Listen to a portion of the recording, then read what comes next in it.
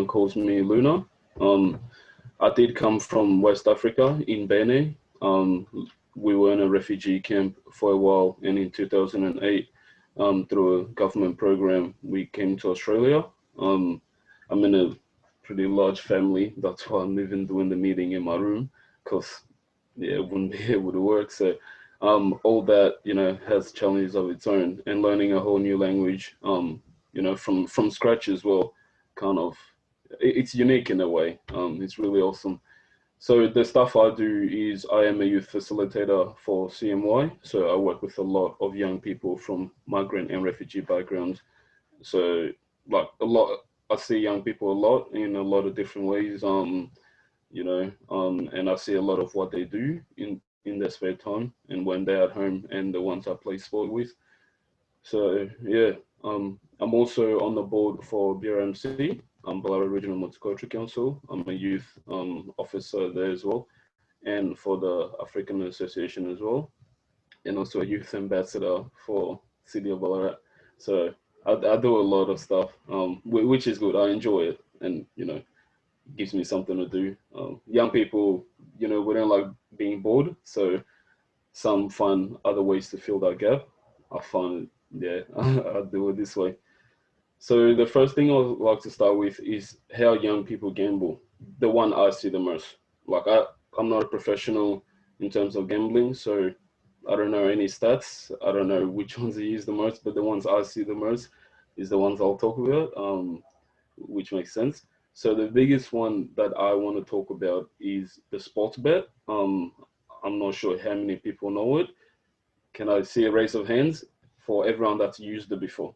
Actually used it and made a bet on sports bet. So if you have, you would know how easy it is for a young person to maneuver through that as well. It's fairly easy. And for those who don't, I'm actually going to share my screen and show you what it looks like. If I can.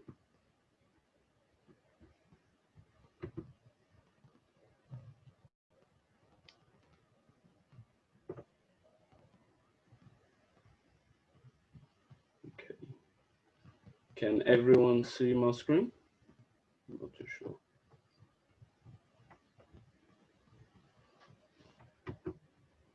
Okay. So this is basically what it looks like. I hope everyone can see it. It's pretty easy to use. Not everyone can see it. It's just come through now. Yes. Thank you. Yeah, we can see it now. Yeah, Yes. thanks, Lena. Brilliant. So it's pretty easy to use.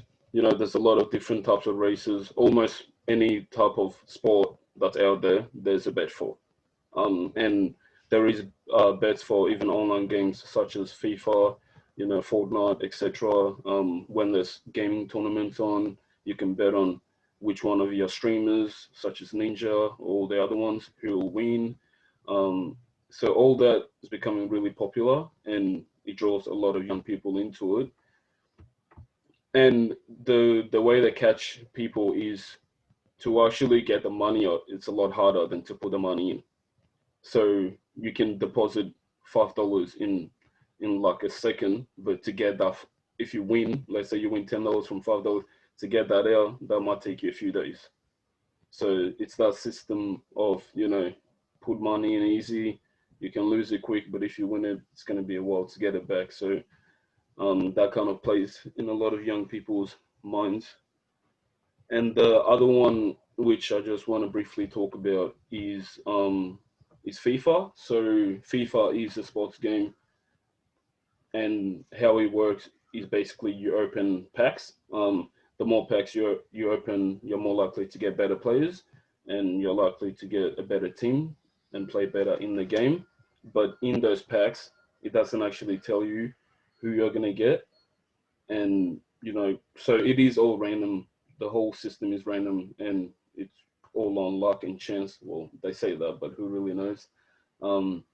So you get a lot of young people using real money to buy these so-called FIFA packs, opening a lot of them. Some get no one at all. They don't get any good players, and they keep going on hoping to get better players. and some do, but rarely you will get a player that's worth the effort. I'll just stop sharing for a second.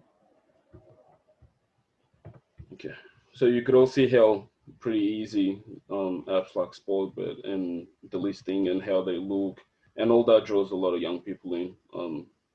Yeah. Another thing where I'm starting to see a lot is how sports club operates. So, like Armand said, I played for a lot of sports club, from local league Red Devils to Vic Park, to Ballarat City, played in the juniors, to Vikings, where I'm in the seniors now. And what happens is before a game, we would all go before an away game, I should say. We would all go to Bunch of Grapes, which sponsors Vikings, and we would sit there, get on the bus, go after the game. We would come back to Bunch of Grapes. We would eat as a team, for socializing and bringing the togetherness. But then what you tend to see when that's happening is with all the betting stations in Bunch of Grapes, you just see players flock onto them. So, and you would expect all these new young stars in the team, the juniors that are getting a first chance in seniors, etc. They see the senior players gambling on the machines, having fun, and I think a way for them to naturally fit in is to just join in. You join in with the seniors, do a few bets, have a Palmer, and that's kind of you getting into the team. But that leads to regular betting. So every away game, you tend to see more and more players betting on those machines. We also bet against each other as well. So on the bus to the game, we do a draw and a hat for first goal scorers or the most goal scorers. Well, to everyone on the outside, it doesn't seem like a bad thing. It's just a team having fun trying to compete against each other, which sport it's all about. But at the same time, for some people, that's how it starts. That's we're betting on this player on his own team to score first goal or such, for this amount, and then that leads to more betting. That leads to online betting. That leads to yeah. That who knows. Um, and one more that most people, well, I don't think most people these days will really think happens, but betting in hangouts, I call it. So when, let's say, you go to a group of friends and you're having a little gathering or such, bets do happen there, such as you do little games or you do beer pong, and you bet on who's going to win. So there's just so many ways young people are finding to bet and gamble, which it doesn't have to be the norm. It doesn't have to be, through pokies or through casinos. It's happening in people's houses, people's rooms. It's happening everywhere basically. And I'm seeing more and more young people do it. Could be for a lot of reasons: fun, socializing, boredom. So yeah, the list is endless. So when there's a lot of young people gambling, well, gambling in a way, in their own special way, um, that does lead to a lot of negative impacts, like we are seeing with mental health. Um, I don't know the complete figures, but I definitely would say that from what I see in the young people, gambling is playing part in the mental issues that we're having, especially with COVID, where everyone's locked in the houses, not much to do, not much outdoor sport to play, not much socializing going on, and young people going on Zoom all the time is also not working.